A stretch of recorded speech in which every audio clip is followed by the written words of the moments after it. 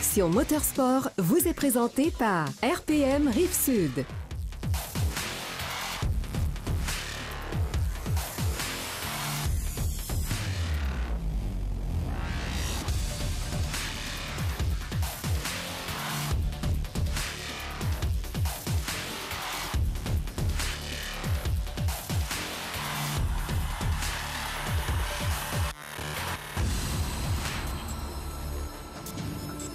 Lors du dernier salon, il y a un véhicule qui m'a particulièrement impressionné. Puis là, j'ai invité Francis d'RPM Rive-Sud pour m'en parler. Salut, Francis. Salut, Marc.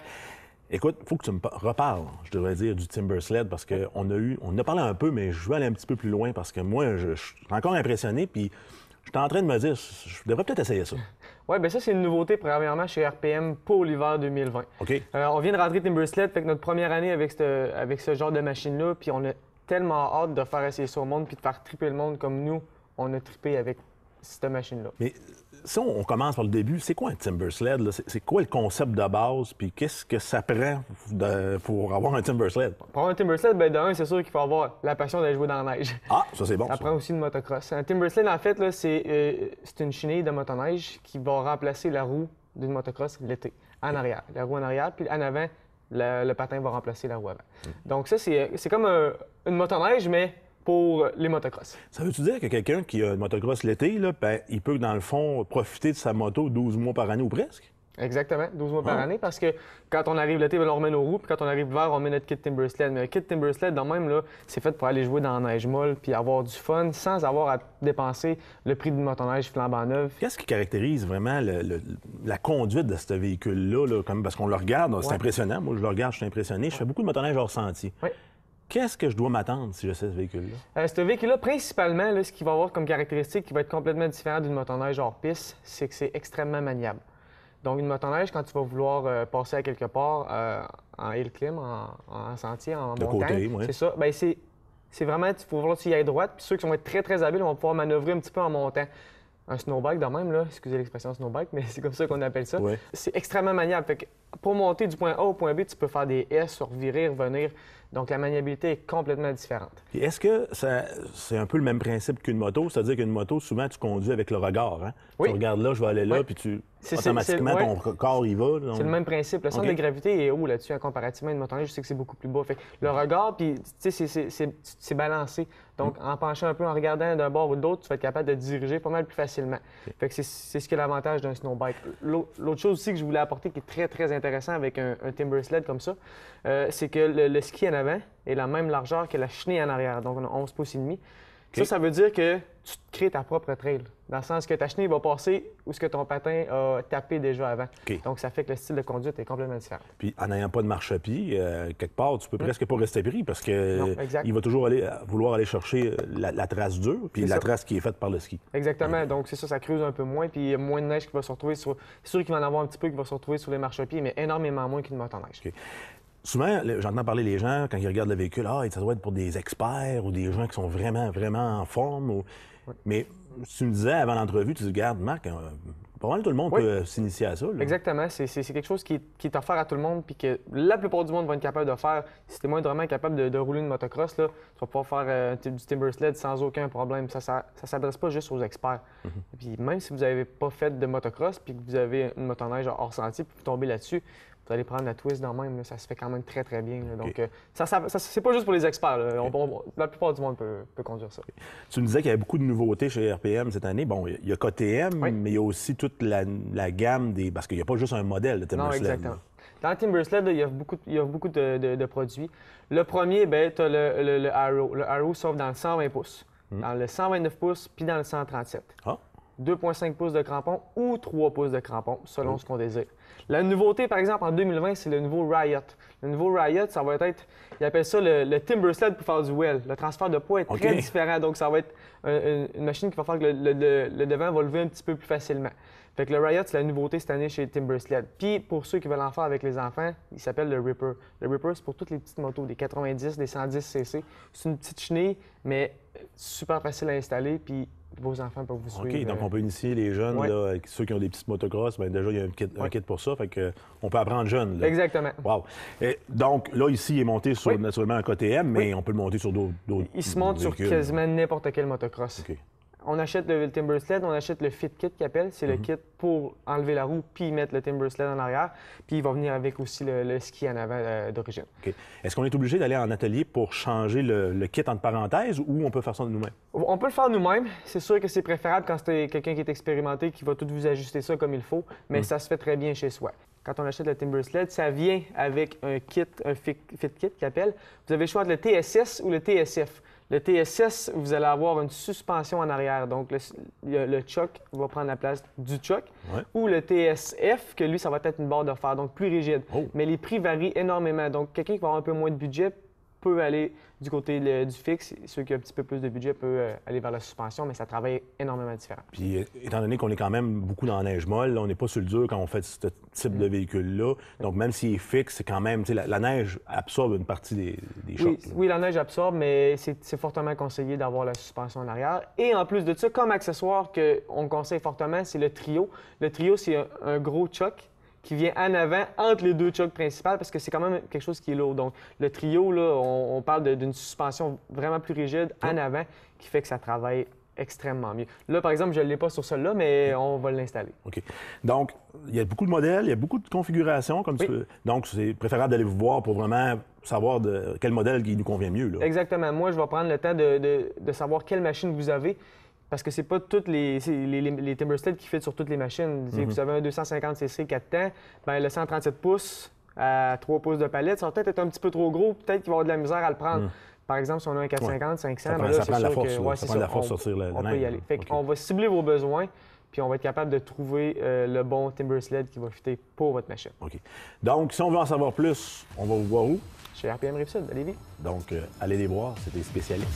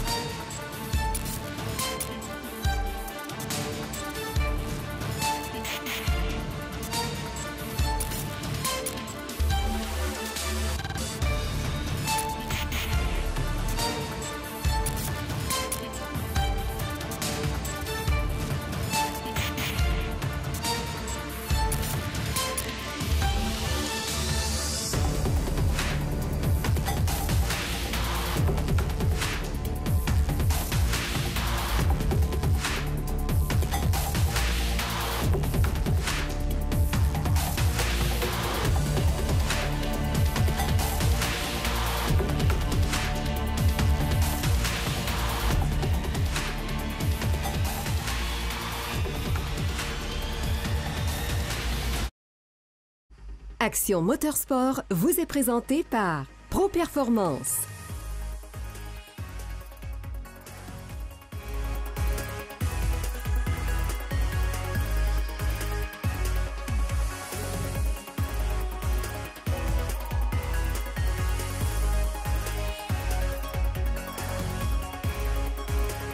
Restez pris. Personne n'aime ça, mais c'est arrivé pas mal à tout le monde. Il y a des bons outils pour nous aider. Jean-Luc, tu nous as apporté quelques outils. Oui, je vous ai apporté 3 beaux produits qui sont nos plus gros vendeurs, en fait.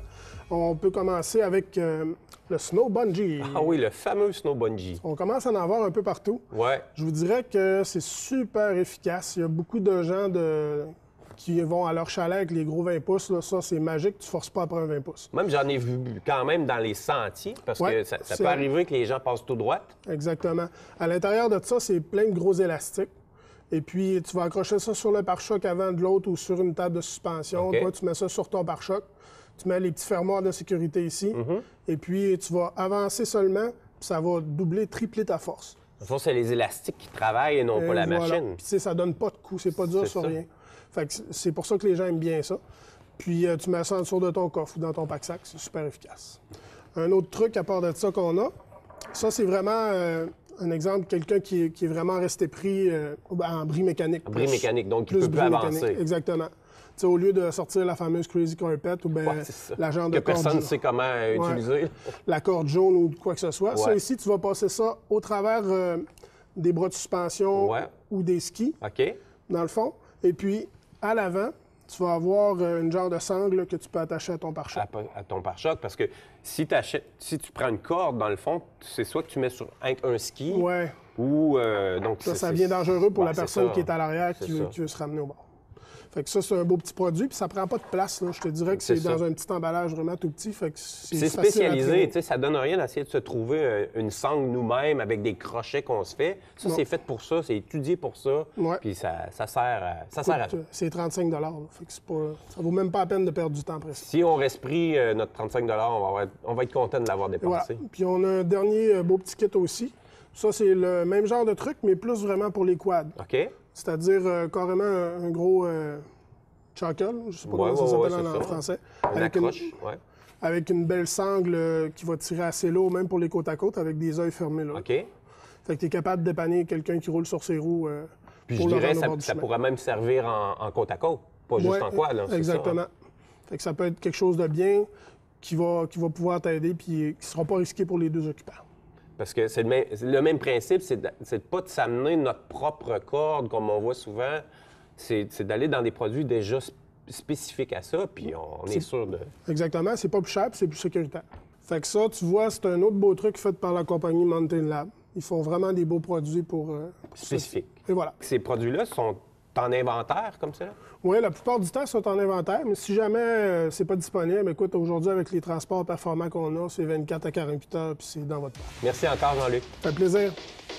Ce segment vous a été présenté par Sport VL. Une option très intéressante pour ceux qui veulent essayer la motoneige, mais qui ne veulent pas nécessairement en acheter une tout de suite.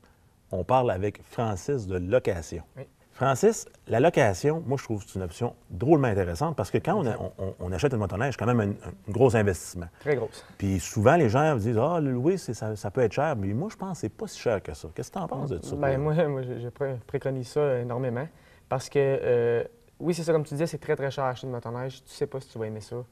Puis pour investir puis ne pas aimer ça, ça coûte cher. Ça coûte cher. Donc, moi, ce que j'offre, et ce qui est très abordable, contrairement à ce que le monde peut penser, j'offre de location de motoneige. J'ai plusieurs modèles en location et c'est surtout, j'offre à la journée. C'est journalier. Donc, tu peux partir une journée, 2 journées, 3, 4. Ça dépend de vos besoins et de combien vous êtes prêt à mettre. Quand on loue la motoneige, ça inclut quoi au juste dans le prix? Ça inclut la motoneige en OK. tant que telle. Ça va inclure la passe de sentier.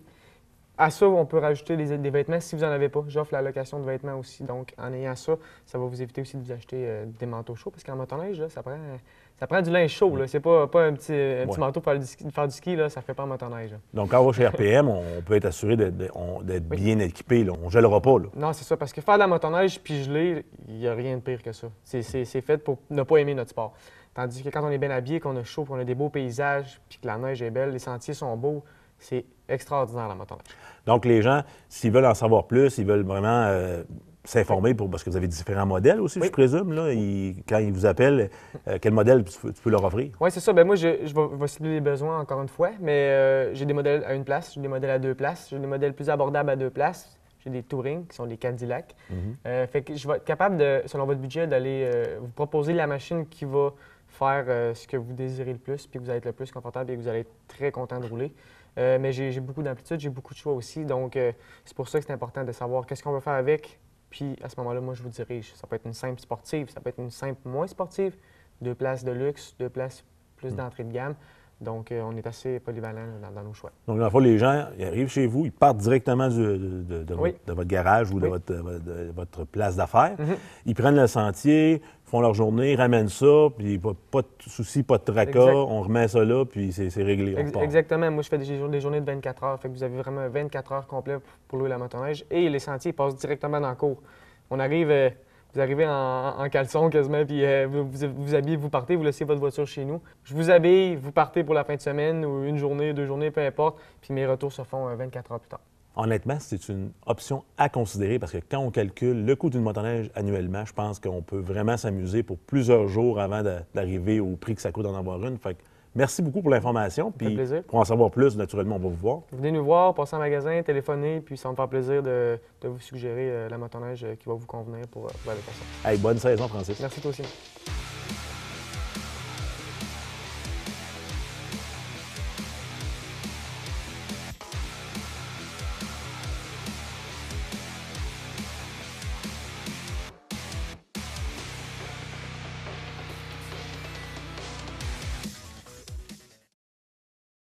Action Motorsport vous est présenté par Adrénaline Sport, TY Moteur.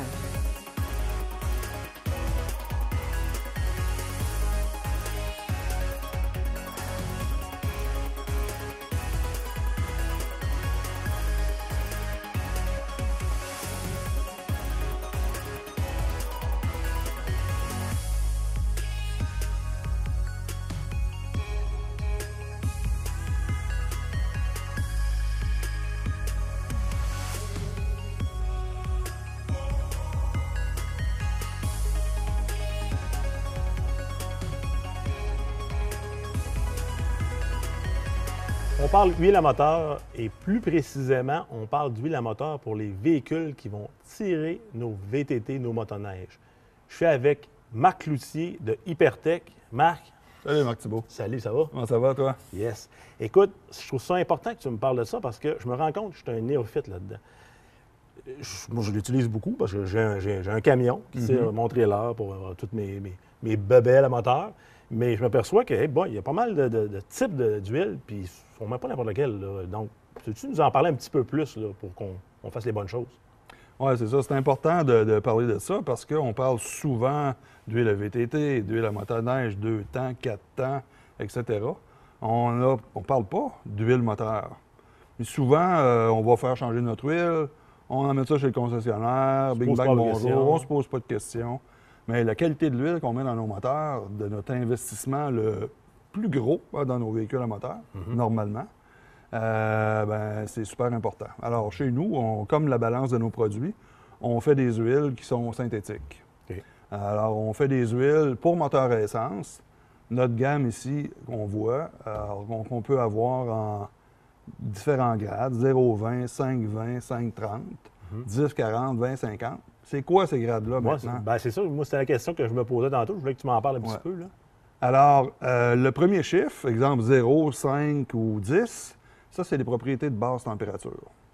Par exemple, lorsqu'on formule une huile, ça va être une huile, une 0, on va prendre une viscosité à moins 35 Celsius.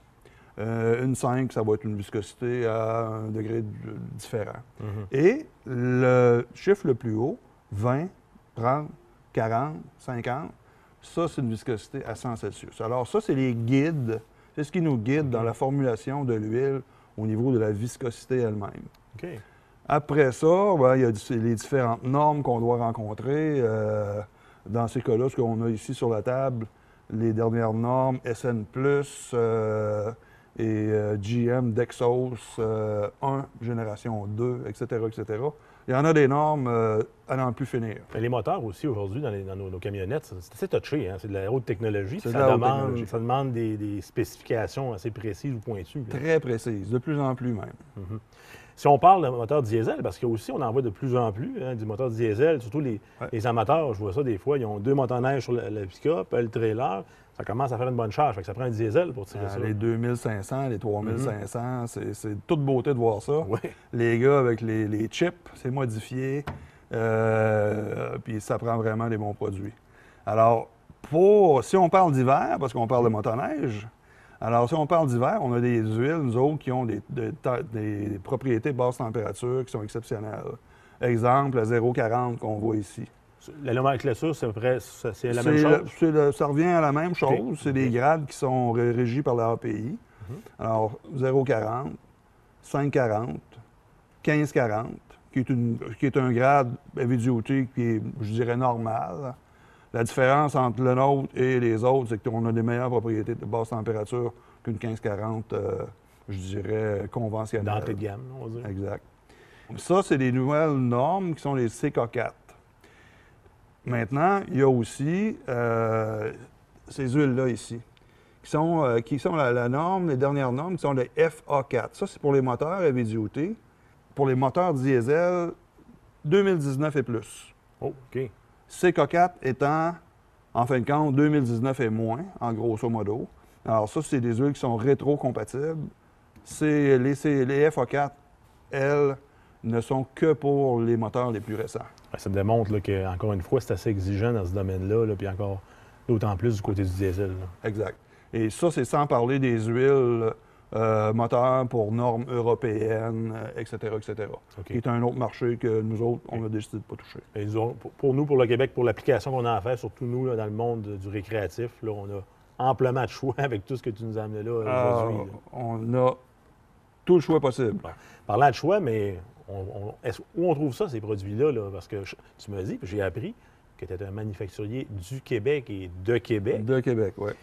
Mais ça, quand on veut se les procurer, comment on s'y prend? Bien, vous pouvez vous adresser chez nous, hypertech à hypertech.com. On va se faire un plaisir de vous diriger vers le concessionnaire le plus près. Et même vos dealers moto, motoneige, VTT qui ont nos produits ont accès à ces produits-là. Donc, pour accéder à vos produits, vous disposez d'un bon réseau de distribution. Un excellent réseau de distribution.